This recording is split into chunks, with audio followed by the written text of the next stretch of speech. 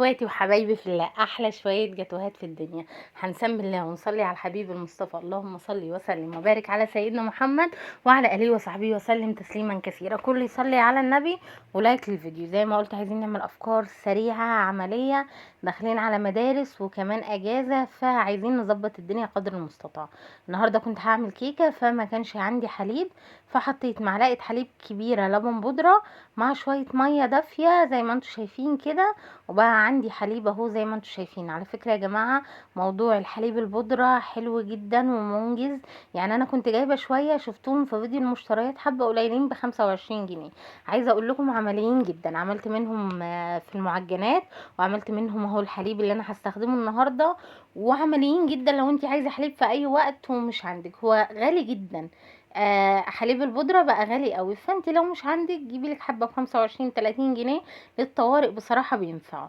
جبت 3 حبات بيض صغيرين. ده كان عندي بيض بلدي، ما كانش عندي البيض اللي هو ايه الاحمر الكبير. طبعا لو عندك بيض احمر اللي هو الكبير حط 2 بس. دول 3 يا جماعة مش 4. الصفراية هي اللي ايه بروحين تحسوها كده.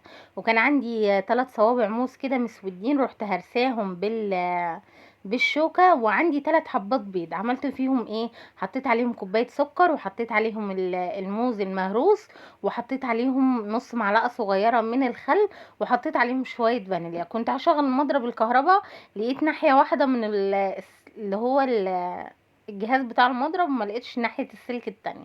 فقلت هضربهم كلهم في الخلاط. حطيت البيض مع الفانيليا مع الخل مع السكر مع الموز يا جماعة، وضربتهم في الخلاط. بعدين نزلت عليهم بنص كوباية زيت وكوباية حليب، ضربتهم كويس قوي في الخلاط. وعندي كوبايتين من الدقيق، عليهم نص كوباية كاكاو خام، عليها رشة ملح، وكيس بيكنج باودر زي ما انتم شايفين كده. هي دي كل المكونات اللي استخدمتها. الكيكه دي سهله عمليه جدا، بتتم التلاجة مع صباعين موز يا جماعه، مع شويه حليب وشويه زيت ودقيق وبيكنج باودر وشويه كاكاو ورشه ملح. طبعا كل الحاجات دي انا عارفه ان هي بالفلوس وكل حاجه بقت غاليه، بس الشاهد في الموضوع ان هي المكونات بتاعتها يعني ايه موجوده في كل بيت. وحته الموز، لما يكون عندك صباعين 3 موز مسودين مع الشوكولاته او كيك الشوكولاته مع الموز، بيدوا ميكس روعه، بيبقى حلو جدا. حطيت المكونات السائله اللي احنا ضربناهم في الخلاط مع المواد الجافه اللي هي الدقيق والملح والبيكنج باودر والكاكاو، وقلبتهم مع بعض. طبعا ما نقلبش جامد يا جماعه عشان ما تعجنش مننا الكيكه بعد ما تستوي. زي ما انتم شايفين اهو في اتجاه واحد، وما نقلبش كتير. بس اهم حاجه ان احنا ندخل الدقيق مع المواد السائله. تمام. زي ما انتم شايفين القالب او الصينيه اللي هتدخليها الفرن، بدهنها ماده دهنيه يا جماعه، بدهنها شويه زيت او سمنه كويس جدا، وبدخلها الفرن على درجه حراره. الفرن مشغلاها من اول ما بديت في الكيكه، وبدخلها الفرن على درجه حراره 180. بتقعد يا جماعه من 30 دقيقه ل 35 على حسب حجم الكيك. زي ما انتم شايفين اهي استوت وجميله معانا. على فكره الكميه عملت لي الصينيه دي، وعملت شويه تانية في بوله فخار.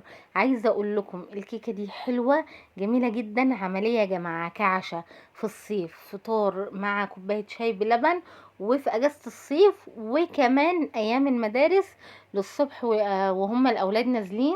حلوه وجميله جدا. هو ده فيديو النهارده، فيديو سريع وفكره سريعه كده لاحلى كيك. زي ما انتم شايفين الكيكه هشه وتحفه. ولا هقول لك صوص شوكولاته، ولا عايزه تحطي صوص شوكولاته حطي، مش عايزه زي حالاتي كده هي اتنسفت ما شاء الله من غير صوص شوكولاته ولا اي حاجه.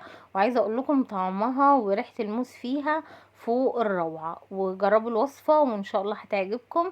هو ده فيديو النهارده، بتمنى يكون عجب حضراتكم. شير ولايك لو عجبكم الفيديو، واشتراك في القناه وتفعيل الجرس. ومع السلامه.